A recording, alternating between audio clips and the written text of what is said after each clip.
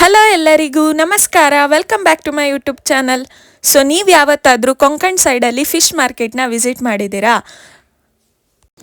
So ನಾವಿವತ್ತು ಬೆಳಗ್ಗೆನೇ fish ಮಾರ್ಕೆಟ್ನ ವಿಸಿಟ್ ಮಾಡಿದ್ವಿ.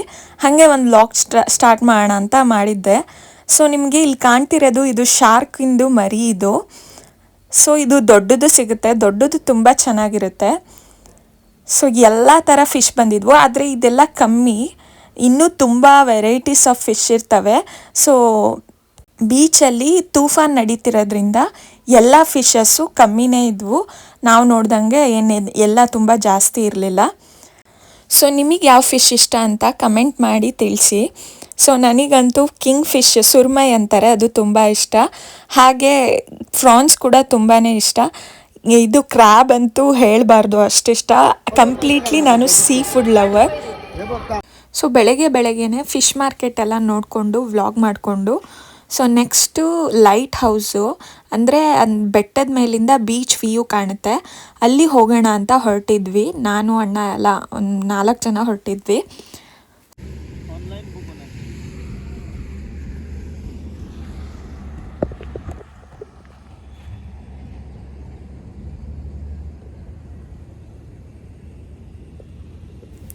ನಾವು ಹೋಗ್ತಾ ಇರೋ ರೋಡು ಹೇಗಿತ್ತು ಅಂದರೆ ನೋಡಿ, ಫುಲ್ಲು ನೀರು ತುಂಬ್ಕೊಂಡ್ಬಿಟ್ಟಿದೆ.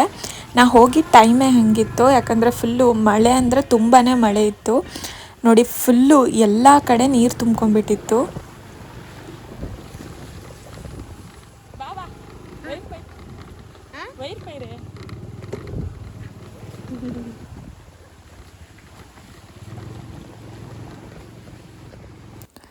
ಅದೇ ನೀರು ತುಂಬಿಕೊಂಡಿರೋ ಇದರ ರೋಡಲ್ಲೇ ಗಾಡಿ ಓಡಿಸ್ಕೊಂಡು ಬಂದಿದ್ದೀವಿ. ಸೊ ಬಂದು ಇಲ್ಲಿ ರೀಚ್ ಆದ್ವಿ. ಸೊ ಇಲ್ಲಿನ ವ್ಯೂ ಈಗ ಕಾಣ್ತಾ ಇತ್ತು. ಇಲ್ಲಿಂದ ಸ್ವಲ್ಪ ನಾವು ಮುಂದೆ ನಡ್ಕೊಂಡು ಹೋಗ್ತಾ ಇದ್ವಿ ಎಲ್ಲರೂ. ಸೊ ತುಂಬ ಚೆನ್ನಾಗಿತ್ತು ವ್ಯೂ ಮಾತ್ರ. ಮೇಲಿಂದ ಕುತ್ಕೊಂಡು ಬೆಟ್ಟದಿಂದ ಅಲ್ಲಿ ಕುತ್ಕೊಂಡು ಬೆಟ್ಟದ ಮೇಲೆ ಕುತ್ಕೊಂಡು ಮುಂದೆ ಸಮುದ್ರ ನೋಡೋ ಒಂದು ಇದನ್ನೇ ಹತ್ರ ಬರ್ತಾ ತುಂಬಾ ಖುಷಿ ಆಗ್ತಿತ್ತು ಆ ವ್ಯೂ ನೋಡಿ. ಸೊ ನೋಡಿ, ನಮ್ಮ ಅಣ್ಣ ತೋರಿಸ್ತಾ ಇದ್ದಾನೆ, ಅಲ್ಲಿವರೆಗೂ ಹೋಗಬೇಕಿತ್ತು ನಾವು.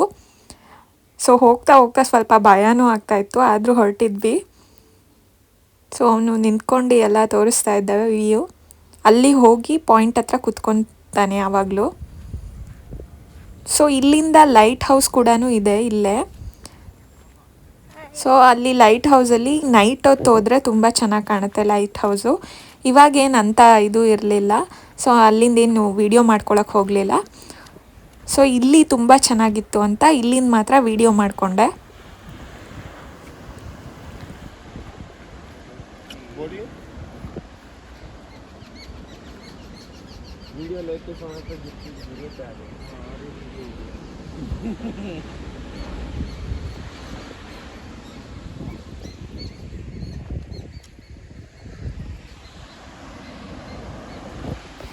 ಸೊ ಇಲ್ಲಿನ ವ್ಯೂ ಎಲ್ಲ ಮುಗಿಸ್ಕೊಂಡು ನಾವು ಮತ್ತೆ ಬೀಚ್ ಹತ್ರ ಹೋದ್ವಿ. ಬೀಚ್ ಹತ್ರ ಎಲ್ಲರೂ ಬೋಟಿಂಗಿಗೆ ರೆಡಿ ಆಗ್ತಾಯಿದ್ರು.